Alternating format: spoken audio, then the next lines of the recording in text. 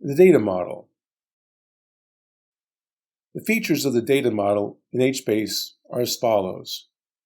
In HBase, all tables are sorted by row keys.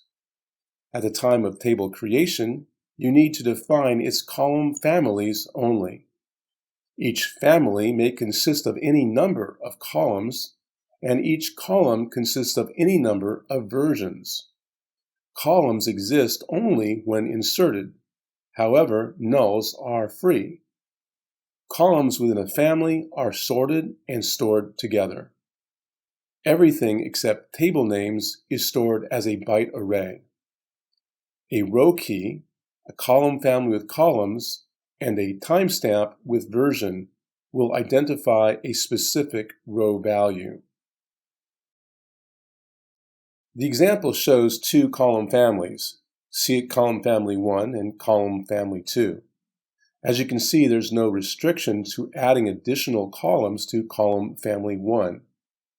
When you get to column family 2, you will have the same ability to continuously expand as many columns as you like. Data mode features. The data model has many other features. First identifier of the data model is a row key.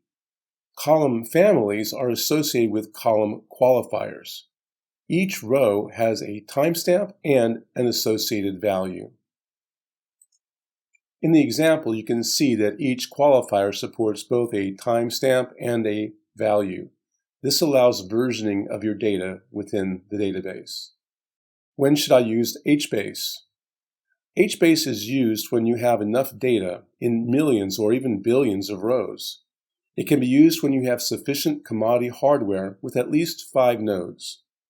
And developers can use HBase for random selects and range scans by key.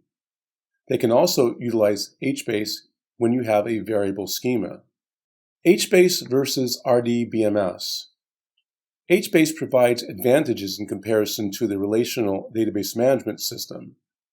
HBase allows automatic partitioning as compared to manually partitioned RDBMSs.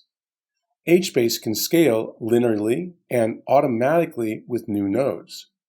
However, RDBMS primarily scales vertically by adding more hardware resources. Furthermore, as part of the Hadoop ecosystem, HBase uses commodity hardware, while RDBMS relies on expensive servers. HBase has mechanisms for fault tolerance that RDBMS may or may not have. HBase leverages batch processing with MapReduce distributed processing, whereas an RDBMS relies on multiple threads or processes rather than MapReduce distributed processing.